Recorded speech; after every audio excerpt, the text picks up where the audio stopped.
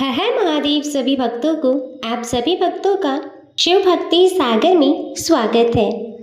आप सभी को विजया एकादशी की हार्दिक शुभकामनाएं। आज फागुन मास के कृष्ण पक्ष की एकादशी तिथि है और आज की एकादशी को विजया एकादशी के नाम से जाना जाता है। भगवान श्री हरि विष्णु और माता लक्ष्मी की कृपा आप सभी भक्तों पर सदैव बनी रहे। प्रभु आपका कल्याण करें। तो प्रिय भक्तजनों, आज हम इस वीडियो में श्रवण करेंगे फाल्गुन मास के कृष्ण पक्ष की एकादशी विजया एकादशी की व्रत कथा। तो आप सभी भक्तजन बड़ी ही श्रद्धा और प्रसन्न चित्त मन से इस कथा को श्रवण कीजिएगा। आइए भक्तजनों, अब सुनते हैं कथा। धर्मराज युधिष्ठिर बोले, हे जनार्दन, आपने माघ के शुक्ल पक्ष की जया एकादशी का अत्यंत सुंदर वर्णन करते हुए सुनाया।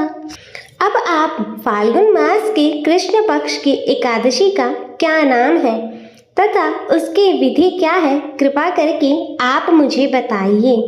श्री भगवान बोले, हे राजन, फाल्गुन मास के कृष्ण पक्ष की एकादशी का नाम विजया एकादशी है। इसके व्रत के प्रभाव से मनुष्य को विजय प्राप्त होती है। यह सब व्रतों से उत्तम व्रत है। इस विजया एकादशी के महात्म्य के श्रवण व पठन से समस्त पाप नाश को प्राप्त हो जाते हैं। भयंकर शत्रुओं से जब आप घिरे हो और पराजय सामने खड़ी हो, उस विकट स्थिति में विजया नामक एकादशी आपको विजय दिलाने की क्षमता रखती है। एक समय देव ऋषि नारद जी ने जगत पिता ब्रह्मा जी से कहा, महाराज, आप मुझसे फाल्गुन मास के कृष्ण पक्ष की एकादशी का विधान कहिए। ब्रह्मा जी कहने लगे कि हे नारद, विजया एकादशी का व्रत पुराने तथा नए पापों को नाश करने वाला है। इस विजया एकादशी की विधि मैंने आज तक किसी से नहीं कही। यह समस्त मनुष्य को विजय प्रदान करती है। त्रेता युग में मर्यादा पुरुषोत्तम श्री रामचंद्र जी, जो विष्णु के अंशावतार थे, जब उनको 14 वर्ष का वनवास हो गया, तब वे श्री लक्ष्मण तथा सीता जी सहित पंचवटी में निवास करने लगे। वहां पर दुष्ट रावण ने जब सीता जी का हरण किया, तब इस समाचार से श्री रामचंद्र जी तथा लक्ष्मण अत्यंत व्याकुल हुए और सीता जी की खोज में चल दिए। घूमते घूमते जब वे मरणासन जटायु के पास पहुँचे, तो जटायु उन्हें सीता जी का वृतांत सुनाकर स्वर्गलोक चला गया। कुछ आगे जाकर उनकी सुग्रीव से मित्रता हुई और बाली का वध किया।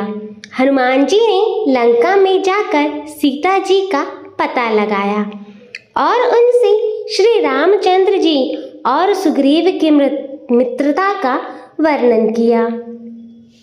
वहां से लौटकर हनुमान जी ने भगवान राम जी के पास आकर सब समाचार कहे।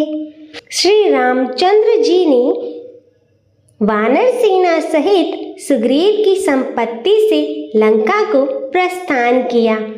जब श्री रामचंद्र जी समुद्र के किनारे पहुँचे, तब उन्होंने मगरमच्छ आदि से युक्त उस आगाध समुद्र को देखकर लक्ष्मण जी से कहा कि इस समुद्र को हम किस प्रकार पार करेंगे। श्री लक्ष्मण जी ने कहा, हे पुराण पुरुषोत्तम, आप आदि पुरुष हैं, आप सब कुछ जानते हैं।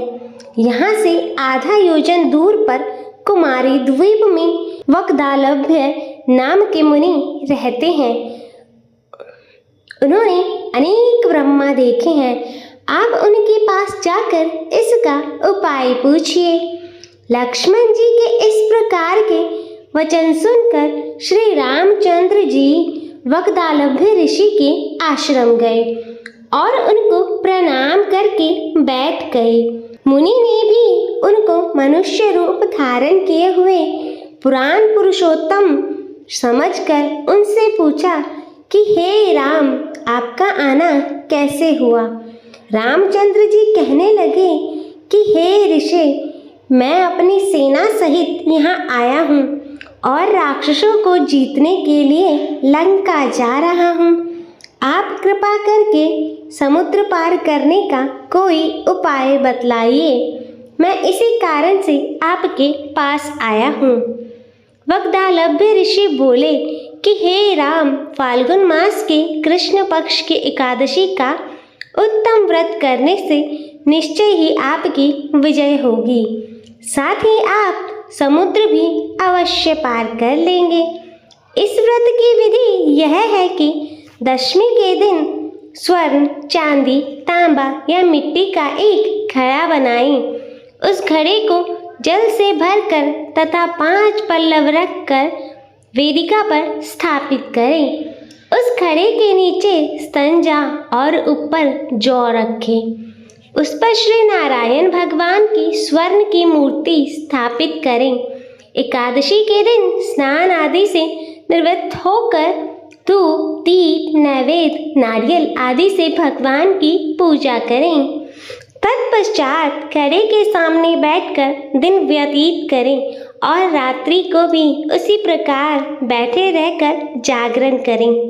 द्वादशी के दिन नित्य नियम से निवृत्त होकर उस घड़े को ब्राह्मण को दे दे। हे राम, यदि तुम भी इस व्रत को सेनापतियों सहित करोगे तो तुम्हारी विजय अवश्य होगी। श्री रामचंद्र जी ने ऋषि के कथना अनुसार इस व्रत को किया और इसके प्रभाव से दैत्यों पर विजय प्राप्त की। अतः हे राजन, जो कोई मनुष्य विधि पूर्वक इस व्रत को करेगा, दोनों लोकों में उसकी विजय अवश्य होगी। श्री ब्रह्मा जी ने नारद जी से कहा था कि हे पुत्र, जो कोई इस व्रत के महात्म्य को पढ़ता या सुनता है, उसको वाजपेयी यज्ञ का फल प्राप्त होता है। बोले श्री हरि विष्णु भगवान की जय। आइए भक्तजनों, शुरू करते हैं भगवान विष्णु की आरती।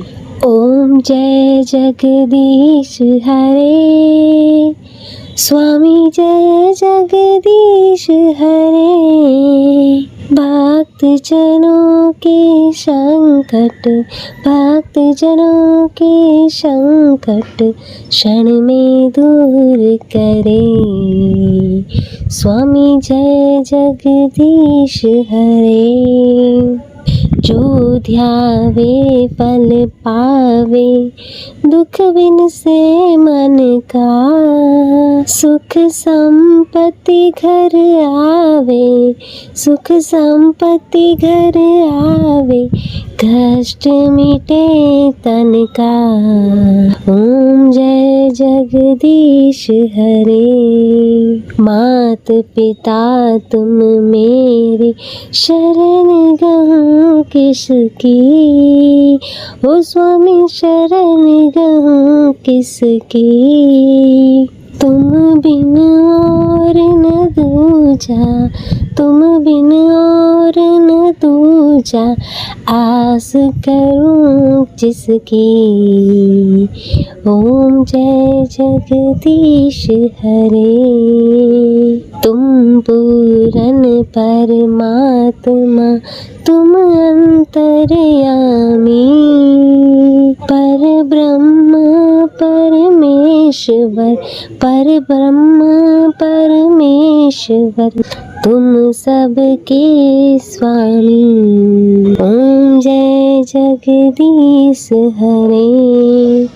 तुम करुणा के सागर, तुम पालन करता।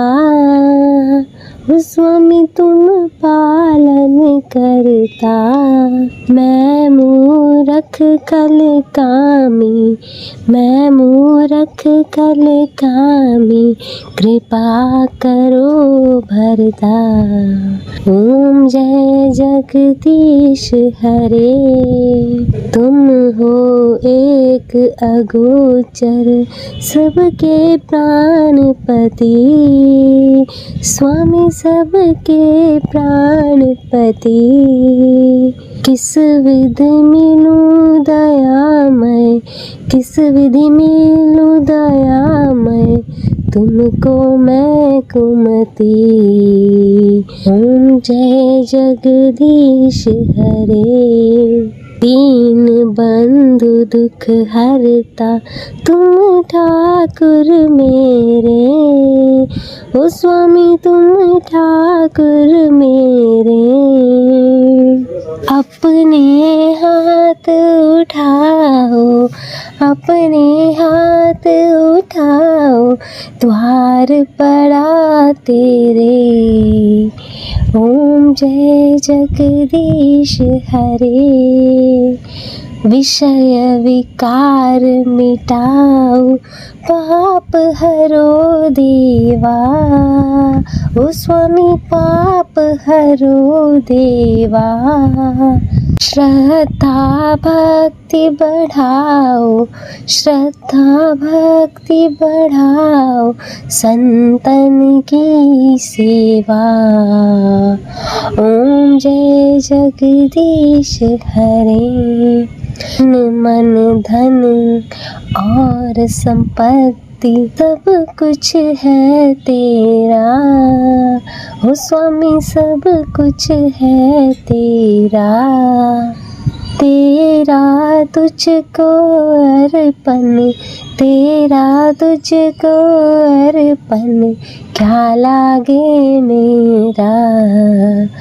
ओम जय जगदीश हरे, जगदीश्वर जी की आरती जो कोई नर गावे, कहत शिवानंद स्वामी, कहत शिवानंद स्वामी, मनवांछित फल पावे। ओम जय जगदीश हरे, ओ स्वामी जय जगदीश हरे। भक्त जनों के संकट, भक्त जनों के संकट क्षण में दूर करे। स्वामी जय जगदीश हरे। हरे कृष्णा। तो प्रिय भक्तजनों, यह थी फाल्गुन मास के कृष्ण पक्ष की एकादशी, विजया एकादशी की व्रत कथा। मैं आशा करती हूँ कि आपको यह कथा पसंद आई होगी। वीडियो अच्छी लगे तो इसे लाइक करें, शेयर करें और चैनल को सब्सक्राइब कर नोटिफिकेशन बेल को ज़रूर ऑन करें। हर हर महादेव। ओम नमः शिवाय।